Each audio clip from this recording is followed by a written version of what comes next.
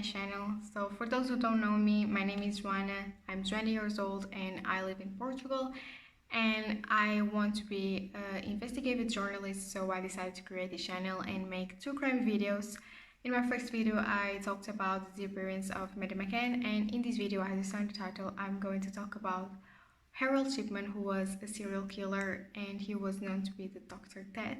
Before we start this video, it would mean the world to me if you could subscribe to my channel and leave in the comments below what other cases you want me to talk about. Yeah, you can also follow me on my other social media that I will leave down below. And yeah, without further ado, let's just start this video.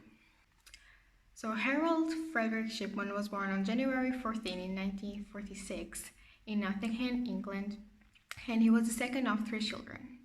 His father, who was also named Harold Shipman, was a lorry driver, and both him and his wife, Harold's mother, Vera Britton, were devout Methodists, which is a group of historically related with Protestant Christianity. While growing up, Shipman was an accomplished rugby player. He was a distance runner, and in his final year of school, he served as vice captain of the athletics team, so he was athletic. In 1957, Shipman passed his 11th class, which is an examination administered to some students in England and Northern Ireland in their last year of primary school. And then he went to High Pavement Grammar School, which he left in 1964. Shipman was very close to his mother, and when he was 17, she was diagnosed with lung cancer, and that's when he started to get interested in medicine.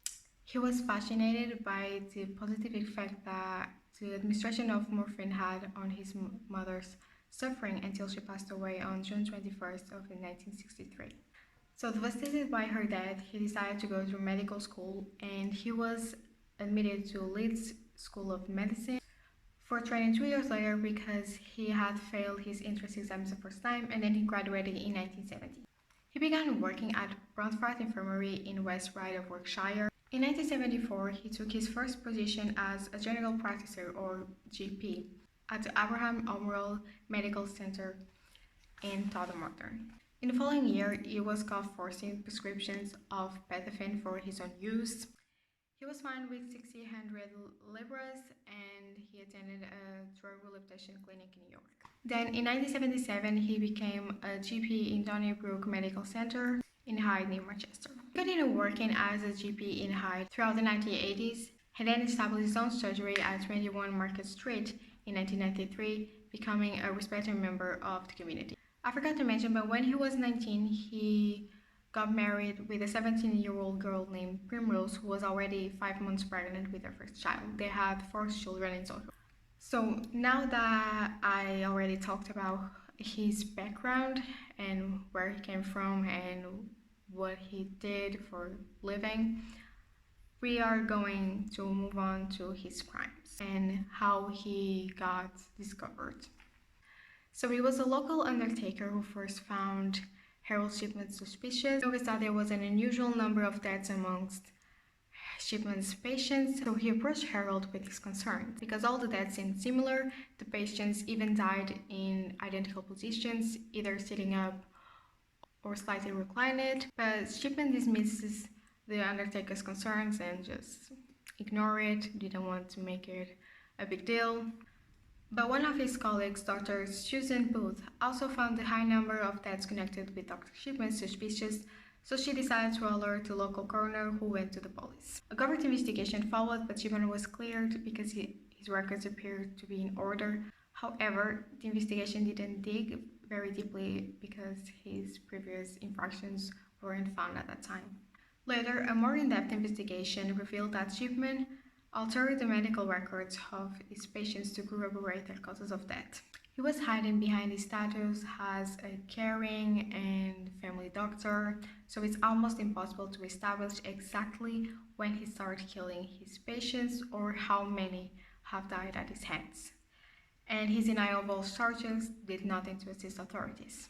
Indeed, his killing spree was only brought to an end thanks to the determination of Angela Woodruff, daughter of one of his victims, who refused to accept the explanations given for her mother's death. Caitlin Brandy, an active and wealthy 81-year-old lady, was found dead in her home on June 24th in 1988 following an early visit by Dr. Shipman. Angela was advised by Dr. Shipman that an autopsy was not required and her mother was buried in accordance of Angela's wishes. So Angela was a lawyer and she had always handled her mother's affairs.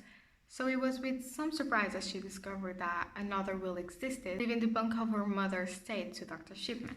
Angela was convinced that the document was a forgery and that Shipman had murdered her mother and forging the will to benefit from her death. So she decided to alert the local police, where Detective Superintendent Bernard Postos quickly came to the same conclusion after the examination of the evidence. Caitlin's body was exhumed and an autopsy revealed that she died of a morphine overdose that had been administered to her within 3 hours of her death, precisely within the time frame of Dr. Shipman's visit to her. Shipman's home was searched and there they found medical records, an odd collection of jewelry, and an old typewriter which was proven to belong to Caitlin. It was immediately obvious to the police from the medical records that they found that this case would extend further than the single death in question. So they gave priority to every victim who had died after Shipman's visit and who had not been cremated. So Shipman started to telling families to cremate the bodies of their relatives, which is very suspicious. Police initial investigation came up with 15 patients who were they able to exhume and do an autopsy to reveal their true cause of death. Shipman was brought to trial on October 5th in 1999 for those 15 deaths, and he was found guilty of all charges, 15 murders and 4 counts of forgery on January 21st, 2000, even though he claimed he's innocent and he never admitted his crimes. So he was sentenced to life imprisonment with no possibility of parole and went to Durham prison. The investigation into Shipman's murder didn't end there. The University of Lancaster assigned Professor Richard Baker with a clinic audit of Shipman's patient in comparison with a practice that wasn't administered by a serial killer. The conclusion was that Shipman was most likely responsible for killing at least 236 patients. That's a lot of people. Named Janet Smith, a High Court judge, also led an inquiry into Shipman's medical practice.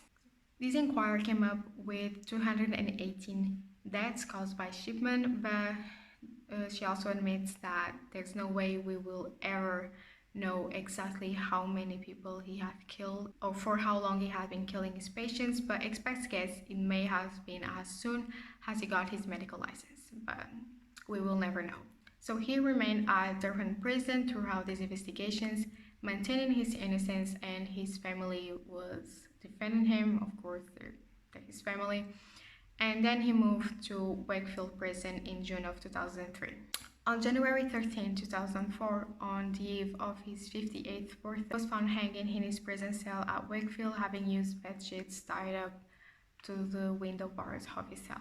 His body was taken to the Medical Legal Center for an autopsy, and some of the victims' families said that they feel cheated, as Shipman's suicide meant that they would never have the satisfaction of his confession nor the answers to why he committed his crimes.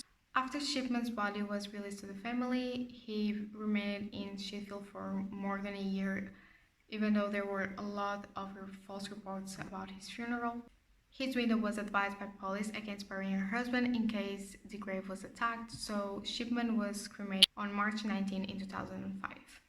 The cremation took place outside normal hours to keep it secret and was only attended by his widow, Primrose, and their 4 children. Memorial Garden to Shipman's victims, called the Garden of Tranquility, was opened in Hyde Park in July of 2005.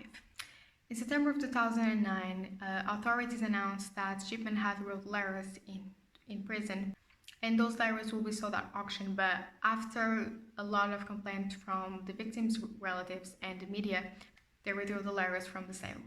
The Shipman case led to a lot of changes in medical procedures in Britain, which is now referred to as the Shipman effect.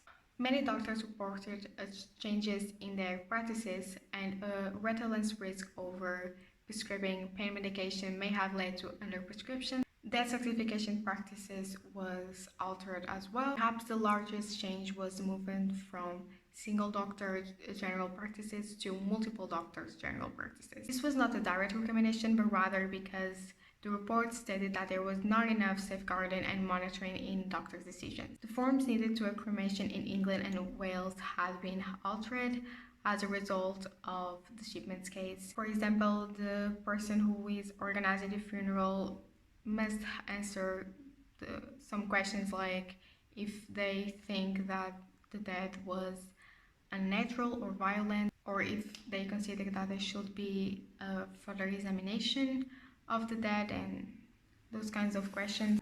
So as we can see, this case had a huge impact in the UK. So that's all for this video. I hope you guys enjoyed. If you did, please subscribe if you haven't done already, and comment down below your thoughts in this case. And if you want me to talk about a certain case, leave in the comments down below as well, or reach out to me through my social media that will be linked down below in the description box. And also, if you enjoyed this video, don't forget to give it a like, and yes, subscribe. You can go follow on my social media. Thank you so much for watching, and I'll see you on my next video. Bye.